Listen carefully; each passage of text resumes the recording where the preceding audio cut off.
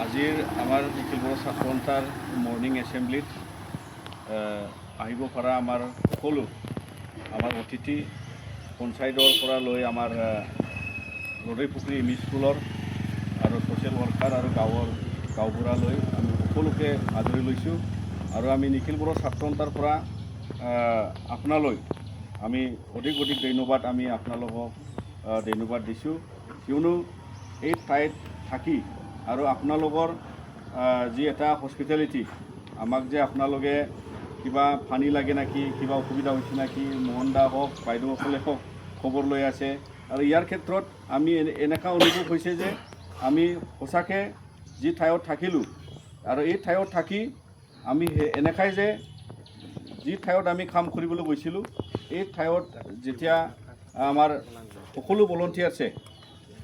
মনেৰে আৰু সুখেৰে ইয়াত থাকি তাত কাম কৰাৰ কাৰণে এটা সুযোগ পাইছে নহ'লে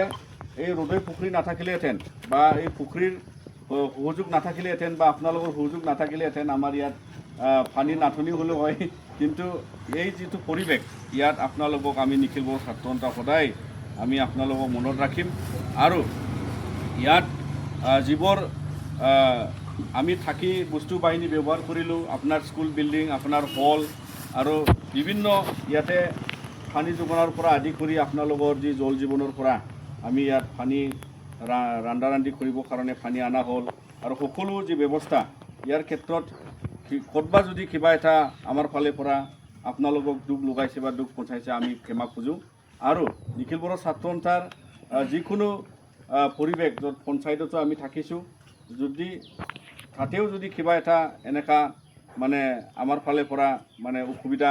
হৈছে তাৰ কাৰণেও আমি ক্ষমা খুজিছোঁ কিয়নো এইটো এটা মহিলাৰ যি পঞ্চায়তৰ হল আছে বা এইটো মহিলা সমিতিৰ হয় তো ইয়াৰ ক্ষেত্ৰত আমি আমাৰ ল'ৰাবিলাকক আমি চেষ্টা কৰিছোঁ যে আমি ভলণ্টিয়াৰ হিচাপে যিমান চাফ চিকুণ ৰাখিব লাগে এই প্ৰচেষ্টাত আমি থাকি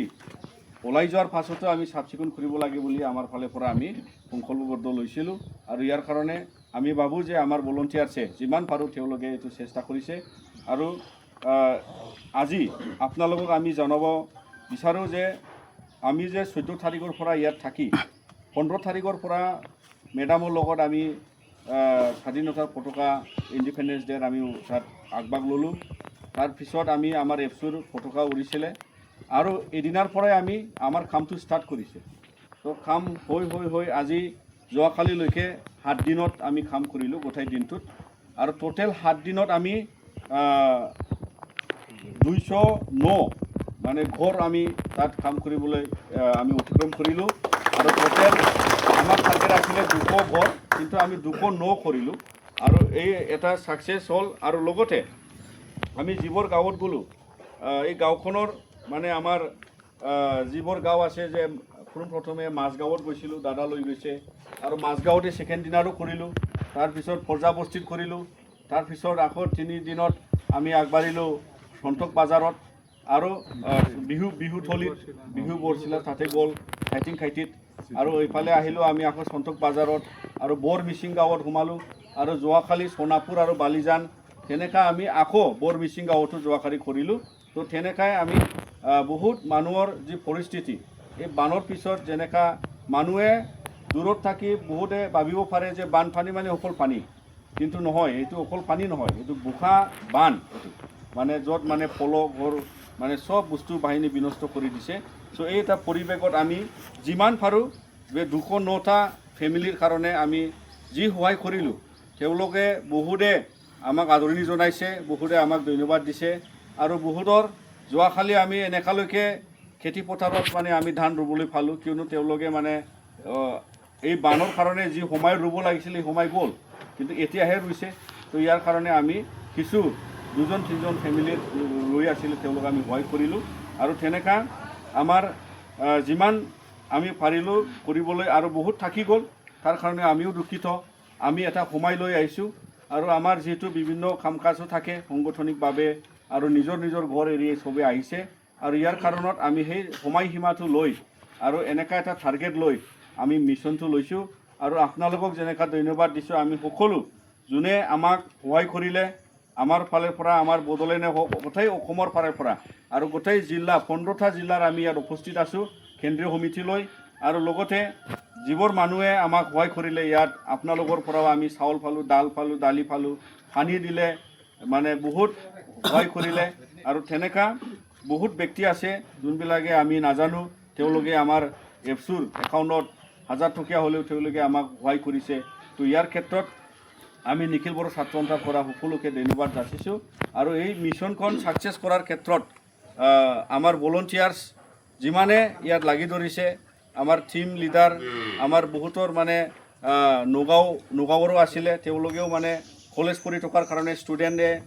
আগতীয়াকৈ মানে তেওঁলোকে গুচি গ'ল আৰু গোলাঘাটৰ কিছুমান ষ্টুডেণ্ট আছিলে চৰাইদেউৰ ষ্টুডেণ্ট আছিলে তেওঁলোকে আগতীয়াকৈ কলেজ খোলাৰ থকাৰ কাৰণে আমাৰ কেম্পটো এৰি গৈছে কিন্তু আকৌ বেলেগ কেইজন আহি আমাক মানে ৰিপ্লেচ কৰি দিছে সেইটো আমাৰ কাৰণে এটা মানে সহায় হৈছে ইয়াৰ কাৰণত আমাৰ যি 150 ভলণ্টিয়াৰ্ছ টোটেল আমি আছিলোঁ ইয়াৰ ক্ষেত্ৰত মানে আমাৰ ভলণ্টিয়াৰ্ছৰ নাটনি হোৱা নাই কিন্তু গ্ৰাউণ্ড ৱৰ্কত 100 জনে কৰি আছে আৰু বাকী ইয়াত মানে মেনেজমেণ্টৰ পৰা লৈ আমাক ভাত বনোৱাৰ পৰা লৈ আকৌ আমাক বস্তু বাহিনী যোগান কৰা মানে এটা টিম থাকে আৰু সাৰ্ভে টিম আছে ফৰেন কাকলাৰী দাৰ নেতৃত্বত তো গোটেই টিম আমাক মানে এনেকা কোঅৰ্ডিনেশ্যন আমি কৰিলোঁ তো ইয়াৰ ক্ষেত্ৰত আপোনালোকক আমি সেইখিনি ইনফৰমেশ্যন জনালোঁ যে সেইটো এটা শ্বৰ্ট টাৰ্মত আমি আমাৰ মানৱতা আৰু বড়ো জাতীয়তা যি এটা চৰ্তা হিচাপে এফচুৱে আমি সদায় ভাবোঁ যাতে মানুহে দুৰ্যোগত এনেকা থাকিব নালাগে বা কোনোবা আমাৰ অসমৰ বা বিভিন্ন প্ৰান্তত যদি এনেকা দুৰ্যোগ আহে তেনেহ'লে আমাৰ বি এইটো দায়িত্ব আহে যে মানুহ হিচাপে আমি এইটো দায়িত্ব গঢ়ি তুলিব লাগিব য'ত মানে তেওঁলোকক কিবা নহয় কিবা সহায়ত আমি আগবঢ়াৰ কাৰণে চেষ্টা সদায় নিখিল বড়ো ছাত্ৰ সন্থাৰ থাকে তো ইয়াৰ কাৰণে আমি নিখিল বড়ো ছাত্ৰ সন্থাৰ হৈ আকৌ আমি প্ৰাৰ্থনা কৰোঁ বা আমি ভগৱানক আৰু মানে আমাৰ যি প্ৰাৰ্থনা যে যাতে আকৌ এই অঞ্চলত তেনেকা দুৰ্যোগ নাহক কিয়নো যি এটা বানপানী হ'ল এইটো মানে বহুতে কয় যে জীৱনত এনেকা পানী দেখা নাই আৰু ইয়াৰ ক্ষেত্ৰত মানে এইখন অসমত এই বছৰৰ কাৰণে আটাইতকৈ মানে বেয়া বা আটাইতকৈ মানে দুখ লগাজনক আটাইতকৈ মানে ডিভাষ্টেটিং বুলি ক'ম আমি যিটো ফ্লাড এফেক্ট হৈছে কিয়নো ঠাই ঠাই হৈ থাকে এনেকা মানে ডিভাষ্টেটিং হোৱা নাছিল তো সেইটোৰ কাৰণত নিখিল বড়ো ছাত্ৰ সন্থাৰ হৈ আমি কামনা কৰোঁ যে যাতে ভৱিষ্যতত আমি আমাৰ ফালৰ পৰা প্ৰেছ বিবৃতিও দিম অলৰেডি আমি যোৱাকালি নাজিৰা প্ৰেছ ক্লাবৰ মানুহ আহিছিলে আমাৰ লগত একজন তেওঁলোকতো কথা পাতিলোঁ আৰু আমি চৰকাৰকো আহ্বান জনাম কিয়নো আমি প্ৰেক্টিকেলি দেখিছোঁ আৰু প্ৰেক্টিকেলি গভৰ্ণমেণ্টে যি পলিচি ল'ব গভৰ্ণমেণ্টৰ পৰা তেওঁলোকে যাতে অধিক মানে প্ৰয়োজনভাৱে বা প্ৰয়োজন সপক্ষে যাতে পলিচি লৈ পেলাই তেওঁলোকে এই যি বানাক্ৰান্ত যি লোক বা ফেমিলি তেওঁলোকক সহায় কৰিব লাগে আৰু লগতে অনাগত দিনত যাতে এই ঠাইত যাতে আকৌ বানপানী এনেকুৱা নহয় তাৰ কাৰণে তেওঁলোকে অধিক পলিচি ল'ব লাগে সেইটো আমি ৰেকমেণ্ড কৰিম কিয়নো যোনে প্ৰেক্টিকেলি গ্ৰাউণ্ডত আহিছে আমি সকলোৱে অনুভৱ কৰিছে যে ইয়াত মানে বানপানীটো মানে লং টাৰ্ম এটা এফেক্ট আছে এই লং টাৰ্ম এফেক্টটো যাতে ভৱিষ্যত আকৌ নহয় কিয়নো এনেকুৱা হ'লে আমি এটা ঘৰ গঢ়ি তোলাৰ তেওঁলোকে বহুতে মানে এতিয়া জিৰৰ পৰা ষ্টাৰ্ট কৰিব লগা এটা পৰিৱেশ আহিছে তো ইয়াৰ ক্ষেত্ৰত আমি নিখিল বড়ো ছাত্ৰ সন্থাৰ হৈ সদায় আমি আপোনালোকৰ এই মৰম এই ৰদৈ পুখুৰীত আৰু এই গাঁৱৰ ফাটৰগাঁও গাঁৱৰ গাঁওবুঢ়াৰ পৰা লৈ আপোনালোকে যি সহায় আৰু ইয়াত যি কপাৰেশ্যন বহুতে মানে ইয়াত যি কোঅৰ্ডিনেশ্যনত আমাক